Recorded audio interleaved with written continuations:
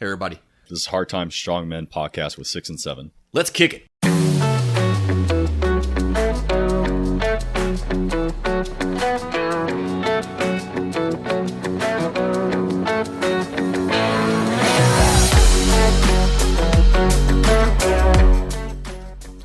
Alright guys, so today we're covering our 3 basic warrior tasks: shoot, move, and communicate. As a prepared citizen, combat isn't all that you do. It's a very small subsection, but you need to be able to do it effectively. And something that was drilled into us when we were in the army was, in combat, if you're not shooting, you should be moving or communicating. If you're not moving, you should be shooting or communicating. If you're not communicating, you should be shooting or moving. So the first of these is shooting. When you're shooting, you should be laying accurate fire with your weapon system. You should be destroying the enemy. You should be killing the enemy. The basic concept of shooting is that once you get rounds on target, you need to shoot until the enemy is down. You're shooting until the threat is not a threat anymore. Exactly. If they still have a weapon in their hand, they are still a threat. You need to continue shooting them until they are no longer a threat. Once you're done shooting, you need to ensure that the target is thus rendered safe, dead, or without a weapon in his hand and clearly incapacitated. Either that or just that target is now covered by friendlies and disarmed. You do this before moving past them. This was drilled in our heads so much in the army. Once you move past a target, you can't turn around and shoot them again unless they are clearly a threat. If you move past them and then turn around and shoot them again without them being a threat, you just violated the Geneva Convention. As guerrillas, we need to operate within our moral, legal, ethical bounds. Right, exactly. So once you move past them, at that point, if they're no longer a threat, they are now a casualty. Prisoner of war. Yeah, they're a prisoner of war. You need to treat them as such and render aid. And sorry, I didn't mean to step over you, but that's important because we're going to talk about supply here in a few episodes. But as a guerrilla fighter, militiaman, prepared citizen, you don't have the supply, the network that a conventional army does. Right. So if you have to render aid to an enemy, right, that's taking away from your supply that you need to be using for your guys. Better off dead.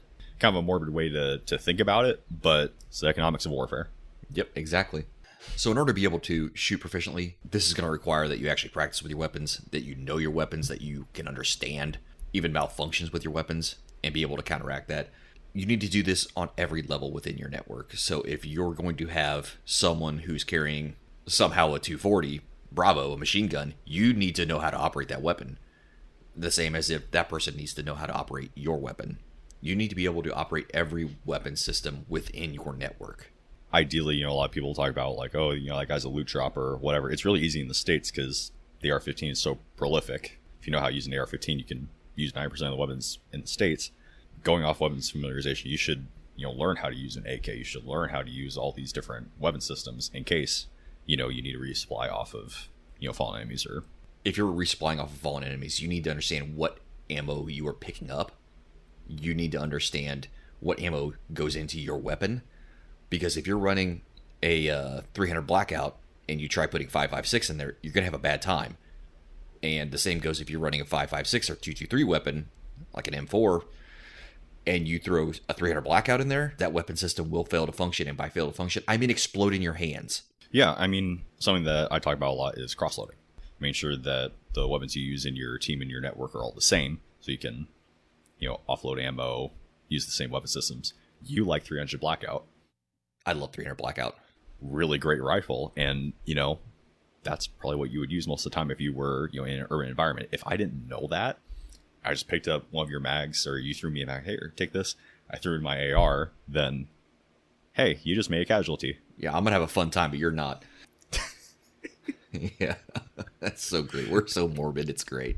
So one other thing, a concept that I wanted to touch on is what we call talking guns.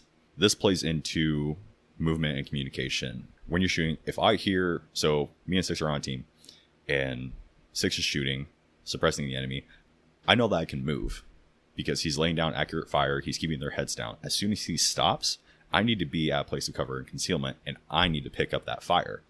So I need to be suppressing the enemy. Once he hears me pick up, he can move. Right, and also along the lines of talking guns at the very basic form, we're talking about one person shoots, the other person shoots, one person shoots, the other person shoots. There should never be a break.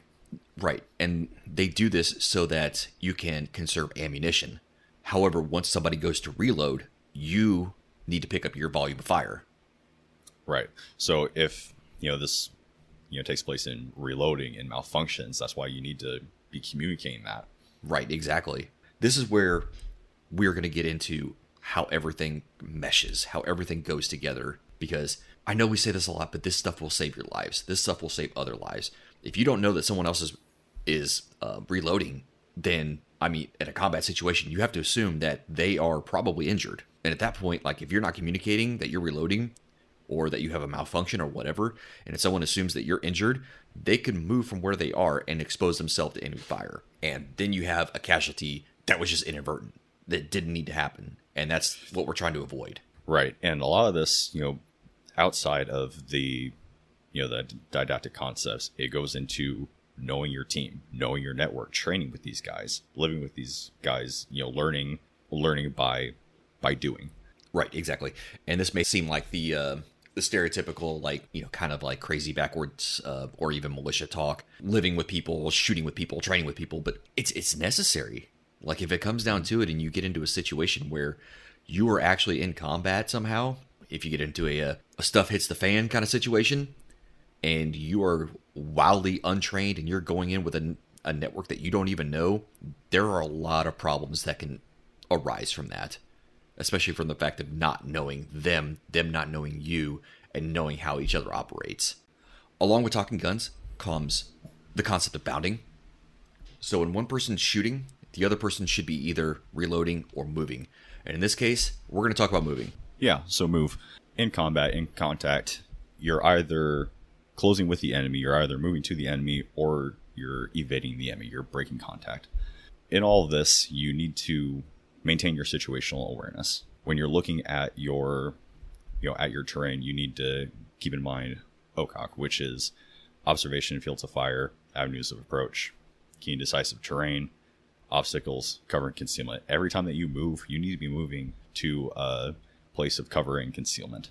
What I mean by cover is anything that can stop incoming rounds, anything that can stop bullets, or anything that would do you harm. Concealment, anything that conceals your person, anything that stops the enemy from observing you. And when you're moving with an element with your friendlies, you always need to maintain good spacing and offset. So a good rule of thumb when we were using our formations was you want to keep at least 5 to 10 meters off of your buddy. So 5 to 10 meters between you two, and you want to be offset, offline from each other.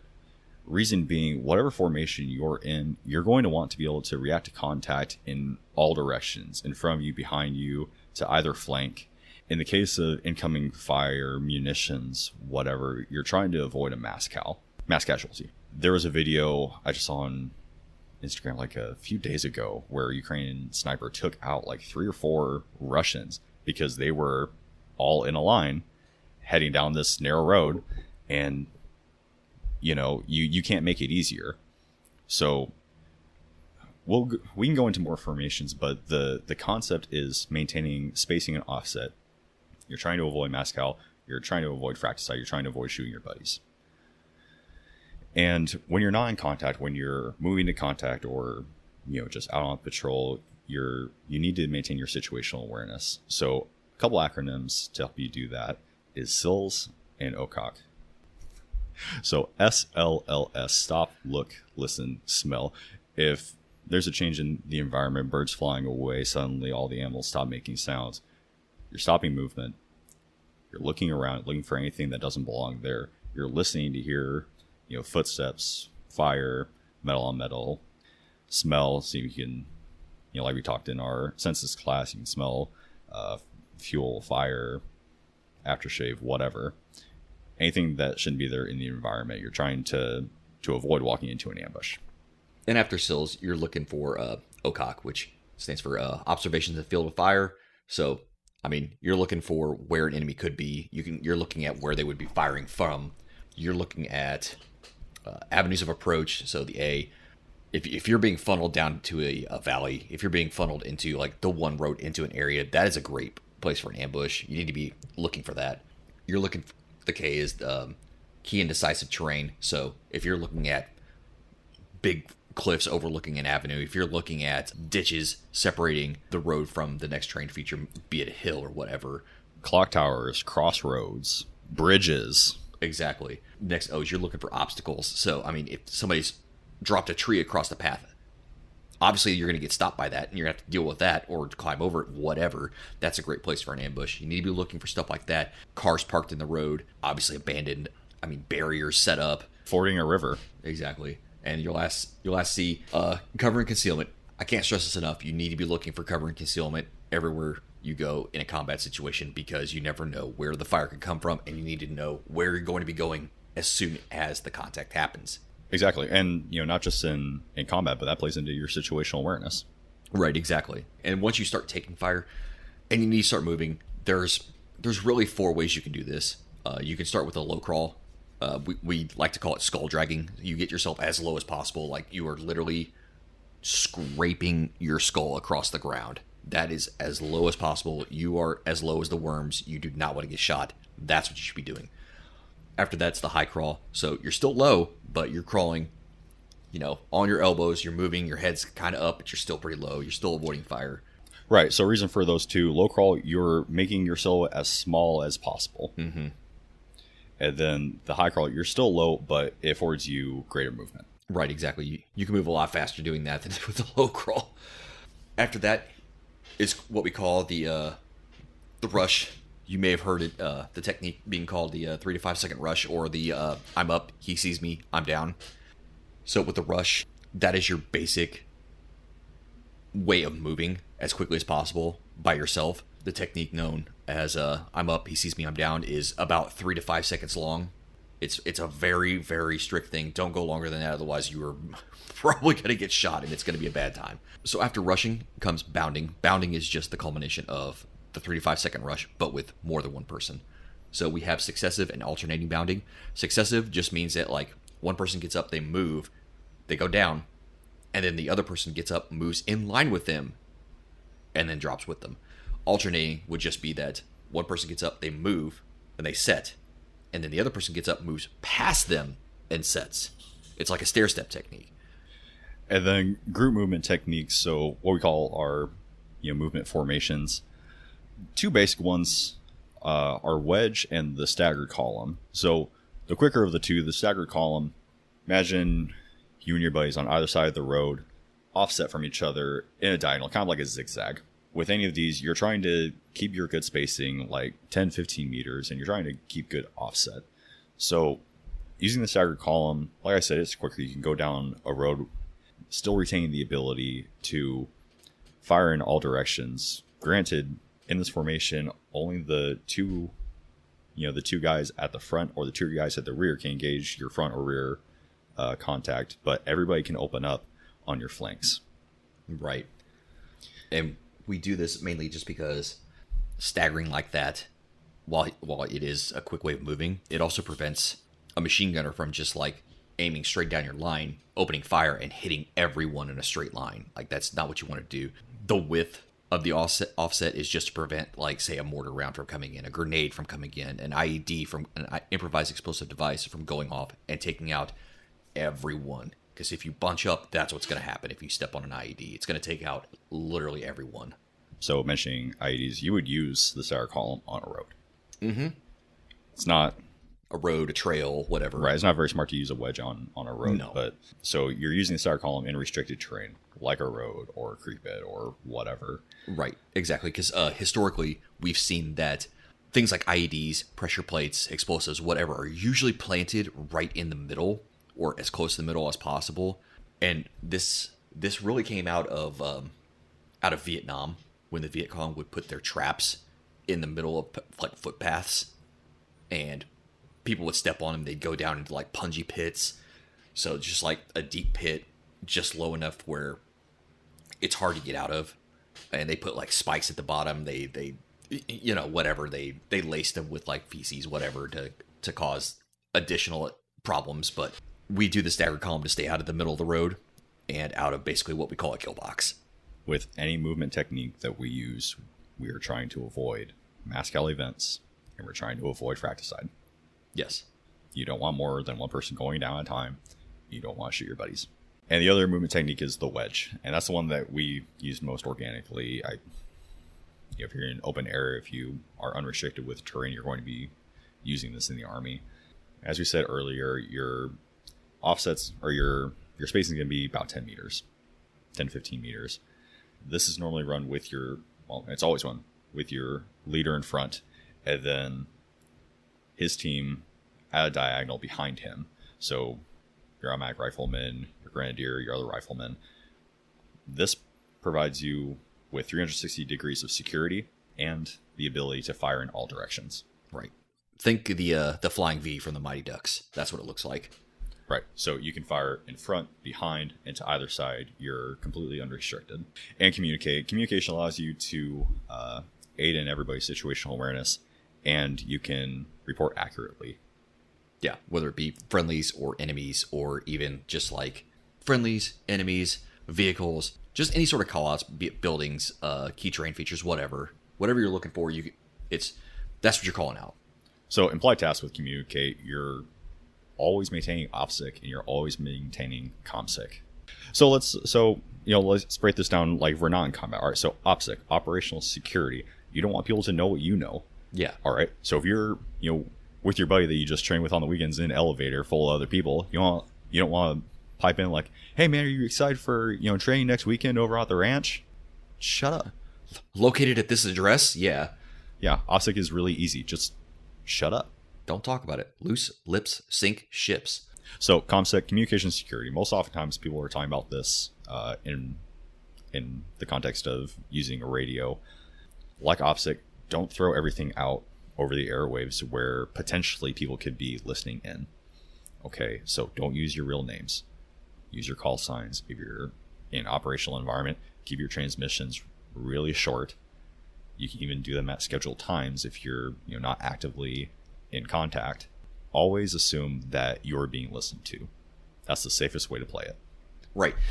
And we even did that in the Army. Even though we had encrypted radios, we would still do this just because you never know. If someone loses a radio and that radio was filled, they would have the security key that's already implemented in there to be able to listen to our radio chatter. So that's clearly not something you want somebody to have. You want to maintain as much advantage as you want. So even in this case, when you don't have fills and security and crypto, you still want to do that. Like that's a must. Regardless of what capabilities you have, you should always be maintaining COMSEC. Right, exactly. Right now we're talking about reacting to contact. So in that context, we're talking about as soon as you hit contact, you need to be relaying the 3 Ds. And the 3 Ds are distance, direction, and description. So contact front, 300 meters, 3 men, small arms fire kind of thing. You're helping with situational awareness. If your buddy didn't see where you were getting shot from, you need to relay that information to him so everybody's on the same page. Right. And it needs to be repeated throughout the formation so that everybody knows and everybody's on the same page. So it's not just one person at the front yelling it, because somebody at the back may not hear it and may not understand, and they're lost in the sauce. So everybody's repeating, and repeating that doesn't just show that doesn't just make it loud for everybody to hear, but it shows that you're acknowledging that. So before we get into our a couple different reports that you can use, like we're talking about with shoot, just your weapon system, things to communicate. So cover me, I'm reloading. If you're out of ammo, you need to have someone pick up that cover. I'm black on ammo, you have no ammo. Well, 1, you're an idiot, but 2, people should know that. And then what, that they're an idiot or that they're out of ammo? That they're out of ammo. Yeah. But I mean, that communicates both. Little column A, little column B. And then after you're done clearing that malfunction, after you're done reloading, I'm up. So you can continue talking guns. You need to always be thinking about your economy of fire. We called it machine gun math. So the 3 Ds are what you use in the middle of a firefight, essentially. The next 3 things are ones that you typically don't. They take a little more time. They're a little more involved. These are ones that you would essentially communicate over the radio or throughout your element that's there, especially when like a team leader comes around, they're using at least one of these reports. The first of these reports is called the salute report or the SALT report. The SALT report is just a shortened version of the salute report. So salute stands for size, activity, location, uniform, time, and equipment. So you're reporting on the enemy with these. You're reporting the size of the element, the activity, so what they're doing, locations of where they're at, especially in relation to you. You're notating what uniform they're wearing. You're notating the time, how long ago you saw this, and the equipment that they had with them. That's salute. Salt is just size, activity, location, and time. One of the reports that you would pass to a, say, a team leader or squad leader or whoever's just... Whatever leader is checking up on you. Yes, exactly. So this comes when you're at a stationary point, when you're not in contact. This leader is going around and trying to assess where you guys are at as far as ammunition and water and supplies, even injuries. So this would be done, so in the Army, this would be done after we responded to contact, after we push through, push past the enemy. When we were online, at that point, your team leader would run around. He would check, hey, do you have water? How much ammo do you have?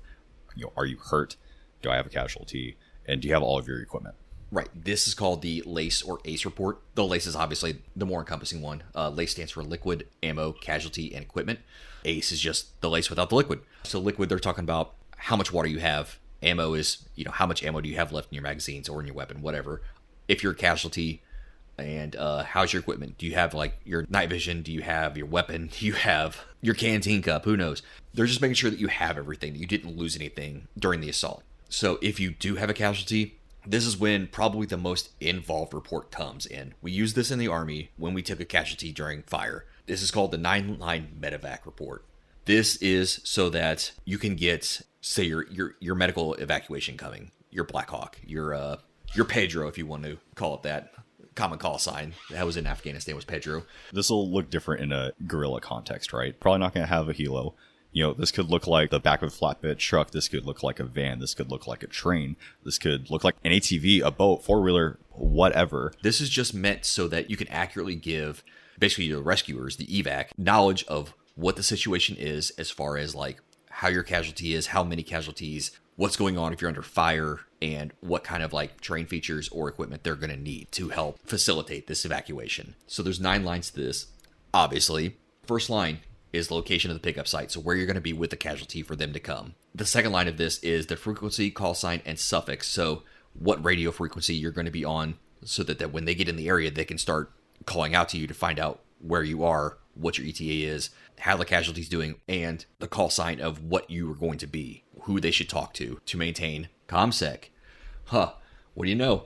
Line 3 is the number of casualties by precedence. So we're talking urgent, priority, routine. The difference between these is urgent. It needs to get out right now. I mean, it's the difference between a sucking chest wound and a scrape. Or a busted ankle. Right, exactly. So your urgent is immediate, must be done now. Priority is within, I don't know, it's hard to convey in terms of the guerrilla because... Yeah, and we're not going to give you hard lines on this, guys. You will have to apply this to your context, to your METC. Right, exactly. And 99.9% of the time in Afghanistan, if we were doing a 9-line medevac, it was always urgent.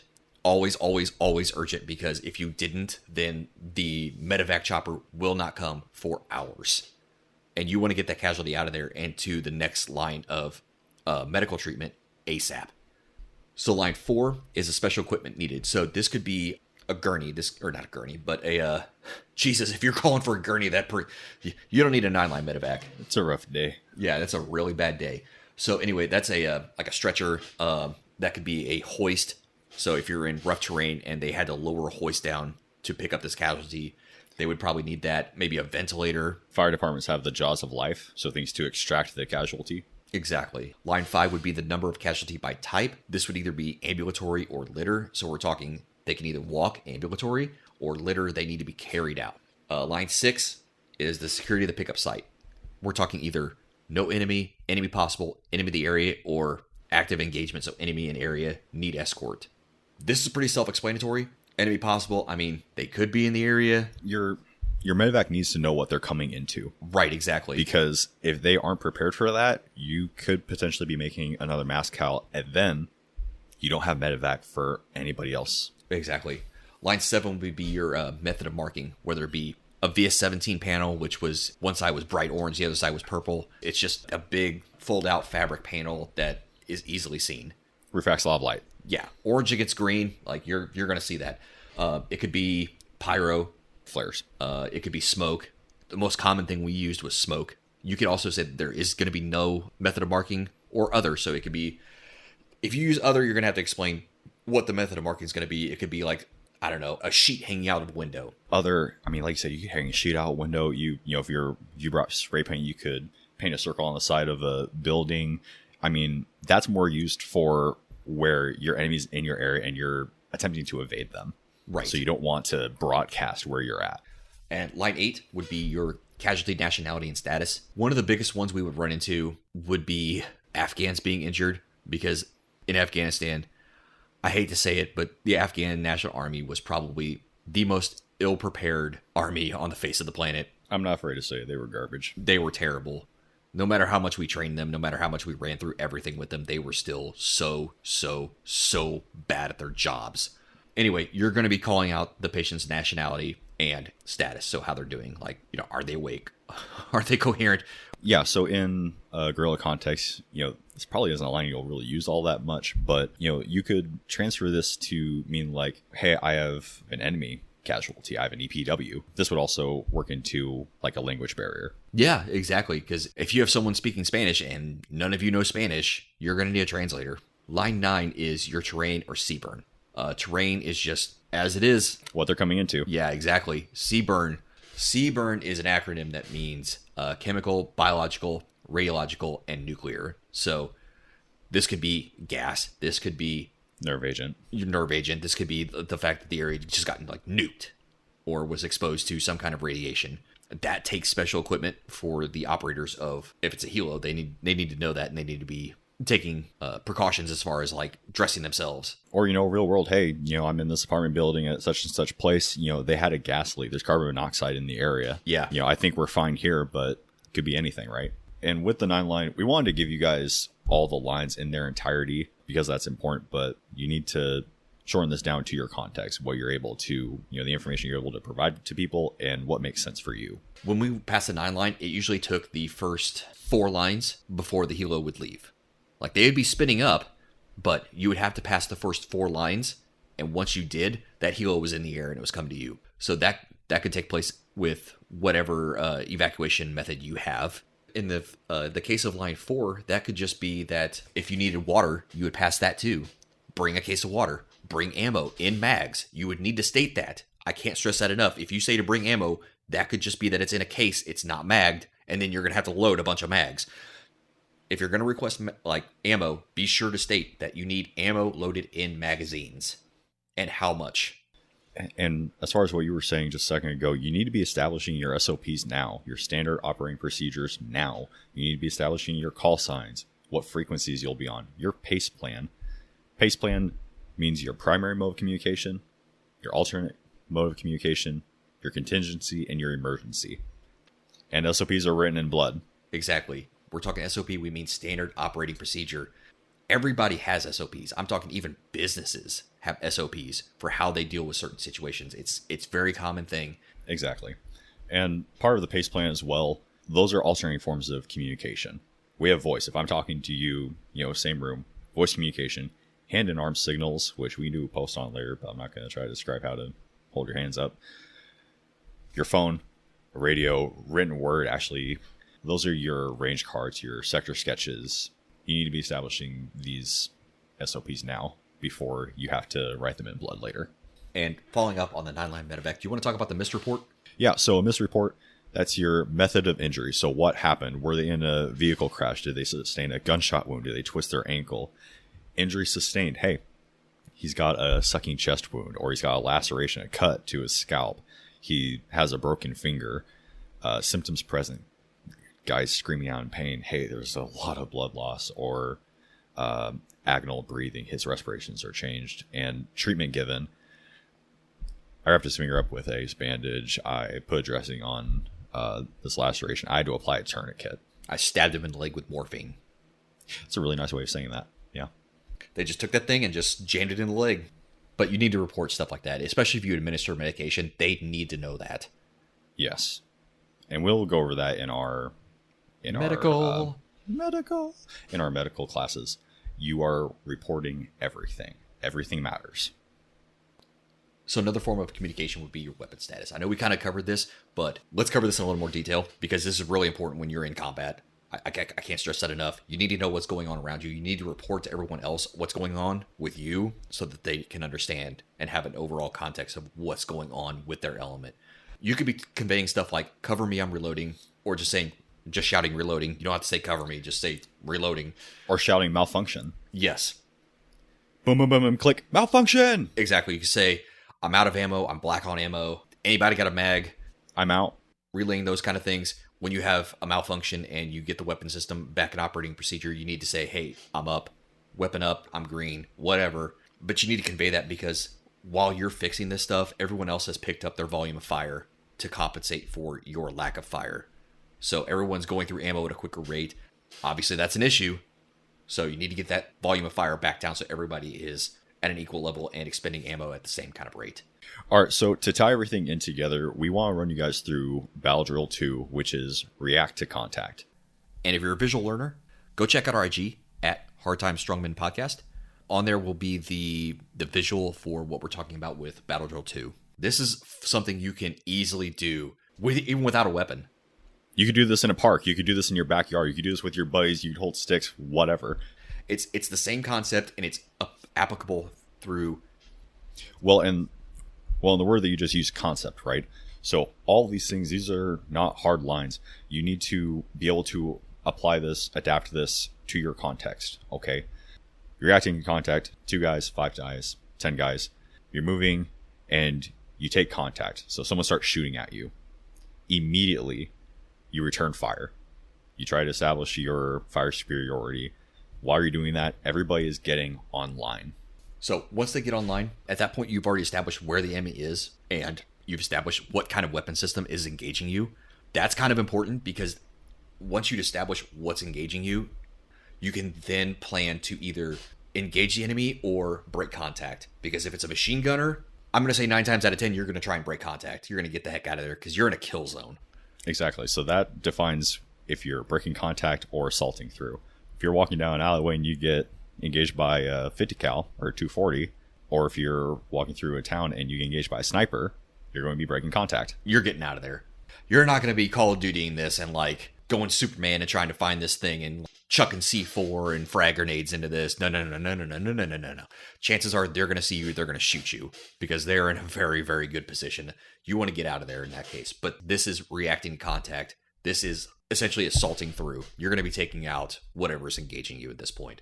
At this point in the exercise, you're all online returning fire. You should already have an SOP set out, but at this point, your leader would communicate who is going to be moving, always bounding, because you're in contact, always moving to a position of cover and concealment to the closest point of cover and concealment perpendicular to the enemy. So you're making an L shape. Exactly. And in order to get to that point, the element that's going to be assaulting through initially, the one that's perpendicular, that element may have to retreat back so that they have some kind of concealment, whether it be like a terrain feature. You don't want the enemy to know what you're doing. Exactly. Because if the enemy sees that you're moving off to the side, they're probably going to send an element over there to protect their flank. And you need to have violence of action during this. You need to be moving quick, fast, in a hurry, because the whole time that second element is moving, that first one has to pick up fire to cover them. Economy of fire, you're going to run out of bullets eventually. Exactly. So you need to be hustling. You need to be running. But essentially, once you get that element broken off from the main element, they're going to move back, move around as quick as possible so that they can see the enemy that they're perpendicular to the main element that's firing.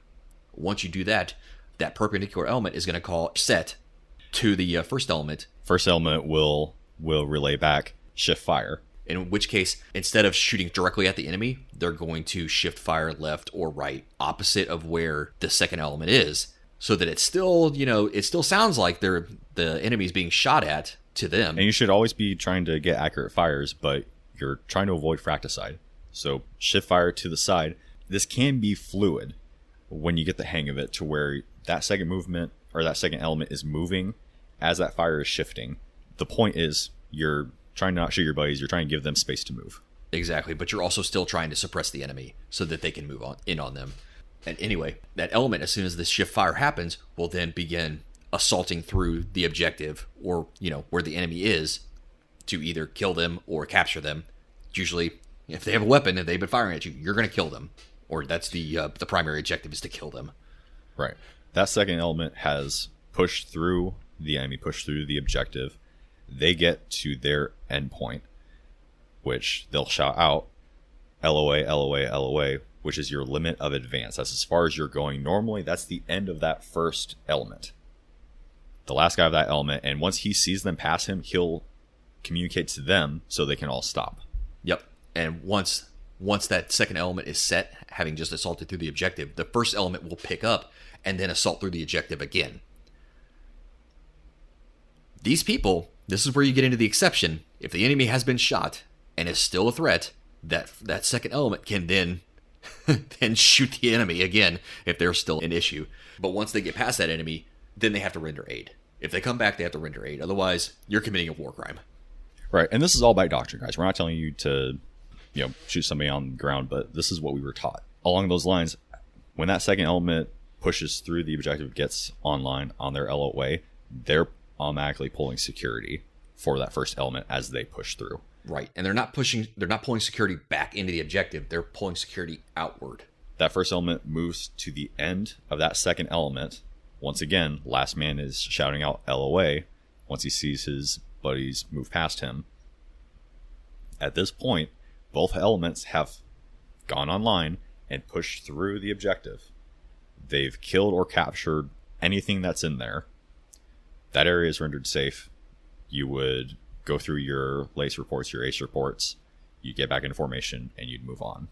Yeah, exactly. And if you have to stay on site for an extended period of time, you would then establish a perimeter. You would establish security around the area. You would establish where avenues of approach. You would establish dead space so that areas that you can't see that enemies could be hiding. So it'd be like the other side of a hill, whatever, right, behind trees. That's when you would employ grenadiers that would be their kill area. Woohoo, grenadiers!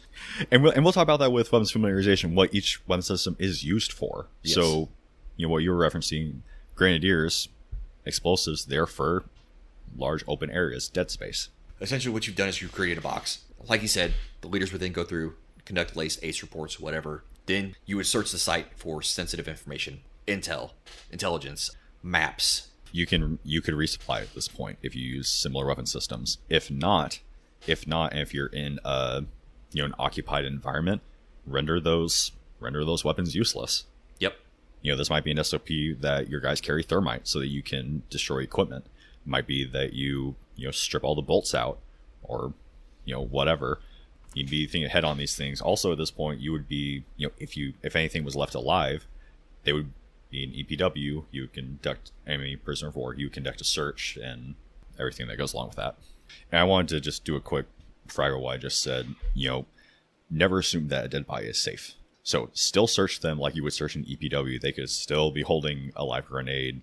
On the podcast, we really try to stay away from absolutes because warfare is such a fluid thing. But use your better judgment. Always, always, always. And we can run into this real quick. I know we're kind of getting a little long on this podcast, but this is honestly something that just popped into my head, and it's really, really important. When you are searching bodies, you need to have two people. Number one is the person moving the body, because that person could still be alive. That person could have pulled the pin on a grenade and the spoon just hasn't come off. We'll talk about what the spoon is and all that stuff. But they could have prepped a grenade so that when you roll that body over, it goes off. So buddy number one, actually laying down on the casualty to roll them. Buddy number two, 5 meters away-ish, on the opposite end of the body, so that in case there is a grenade, everybody can get to cover. Or if that person is still alive and holding a weapon, they can shoot them. Right. So spacing and offset, always. It's an implied task, guys. Spacing away from each other, offset, so that if you do have to engage that, quote unquote dead body, you can engage that without worrying about, shooting your buddy. And we will definitely do an EPW class later, guys, because that's an art in of itself. But we're trying to get out information to you guys, keep you guys safe. And, like you said, Six, these are potential, mini caches, mini resupply points. Yep. Also, always, something that you're always doing is collecting information. always. So they could have a map. They could have a Brand the Rain notebook with all their frequencies. You don't know. And as far as we were talking about rendering equipment useless, like you said, that could be dropping thermite on something. That could be opening up an M4, taking out the bolt carrier group, taking out the charging handle. If they had a 240, you could take the barrel. Yeah. Yeah, you can take the barrel. You can do that to a saw. But yeah, the most effective way to render a weapon useless is to take the bolt carrier group or the bolt. Or if you guys know that you're operating in that area, if you're not too far and you can spare the weight, take it. Take it. Yeah, take the weapon. Take the weapon, take the ammo. I will say this though. Never assume something is safe. Yes. So I think it was Reaper Actual on Instagram just did a post on Operation Eldest Son. Oh right, the booby trapped where the ammo. Where the CIA booby trapped ammunition with C4 charges or dud rounds or whatever, and there's no way you would know. Right. So never assume anything. Yeah, you could just be firing away. The next thing you know, your weapon blows up because it's been tampered with, or the ammo's been tampered with, or the magazine had a C4 charge in it, and then all of a sudden you're dead, and like 3 people around you are dead. Yeah. So we got lost in the weeds a little bit on this one, but no, we didn't. That's a lot of good information. it was good information, but we're talking about shoot, move, communicate, your basic task things that you should be doing if you're in contact, without having to be told to. Yeah, this is something you need to be like working on constantly. This is something. Obviously, we said that you need to establish SOPs. This is something that like it is implied. This is a basic thing that you need to know how to do, especially when it comes to like getting into combat, getting into soldiering. A firefight. Yeah. Yeah. And the great part about this is because we're just, because we're covering the basics, these will transfer to other skills, other tasks. Oh, right? Absolutely. So once you learn this, if you can knock out the basics of anything, then, you can apply that to different things. So learn the basics, and those fundamentals will carry you a lot farther than you potentially think. Our references will be in the description. We used a lot of them. Yeah, we use a lot of them. I don't even know if we use if everything cited there is stuff that we've used. Yeah, there's at least 12 on there, guys. But I know I've said this before. I'm pulling this from Army Pubs, guys. Army Publications. This is open to you. You can go on the internet and download this stuff, print it off, and learn it for yourself. It's something you probably should take advantage of if you're actually interested in this stuff and knowing tactics and what you should do in these situations. Obviously, why would you be listening to us? I mean, otherwise, that you love us and support us. But this is the kind of thing you need to be learning. Once you hit these basics, you will always do them. Like, we did this all the time, especially when we weren't deployed. We were still training all of this stuff because this is a perishable skill. This is something that you need to know and you need to have. Absolutely. If you're still here, thank you for listening. Like, comment, subscribe, share with your friends, teach people, mentor people. You may not always be around, but if you learn these skills, if you can teach these skills, then that's what really matters. This was Shoot, Move, Communicate, Kill. Bye, everybody.